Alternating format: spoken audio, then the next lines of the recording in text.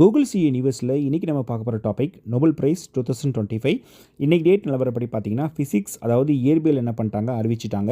எந்த டேட்டில் அறிவிச்சிருக்காங்க? 7 அக்டோபர் 2025.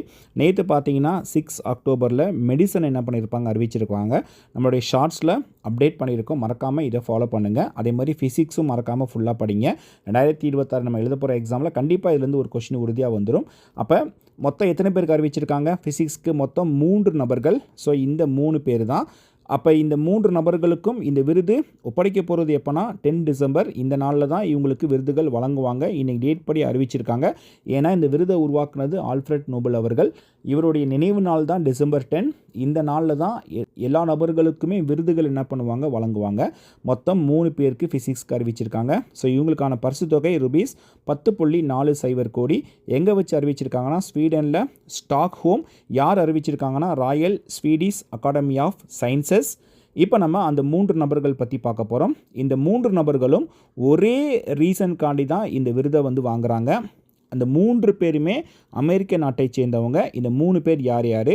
ஜான் கிளார்க், இன்னொருத்தர் மைக்கேல் டெவோரெட், இன்னொருத்தவங்க ஜான் எம் மார்டினிஸ். இந்த 3 பேருமே அமெரிக்கா மறக்கக்கூடாது, சரிங்களா?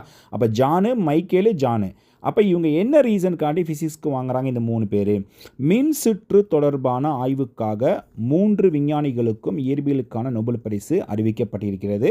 இதுதான் முக்கியமான பாயிண்ட் இருக்குது. இங்கே தான் மின்சார சுற்றுகளில் மேக்ரோஸ்கோபிக் குவாண்டம் இயந்திர சுரங்கப்பாதை மற்றும் ஆற்றல் அளவீட்டை கண்டுபிடிப்பதற்காக வழங்கப்பட்டுள்ளது. மெயின் ரீசன் இங்கே தான் இருக்குது, மேக்ரோஸ்கோபிக் குவாண்டம். இந்த ரீசனை வச்சு தான் இந்த 3 பேருக்கு இந்த விருது என்ன பண்ணுறாங்க முக்கியமாக கொடுக்குறாங்க.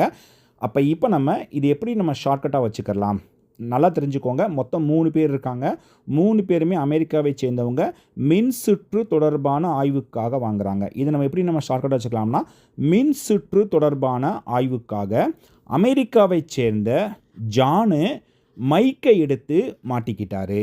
இதனால் அவருடைய லைஃப் பார்த்தீங்கன்னா பிச்சுக்கிச்சு. அந்த பிச்சுக்கிச்சு மீன்ஸ் என்னது? நம்ம ஃபிசிக்ஸ் நம்ம வச்சுக்கலாமா? அவ்வளோதாங்க. இந்த ஷார்ட்கட்டை மட்டும் வச்சா போதும். ஃபிசிக்ஸில் கேட்டால் நம்மளால் ஆன்சர் பண்ண முடியும். திரும்ப ஒருக்கா ரிப்பீட் பண்ணுறேன்.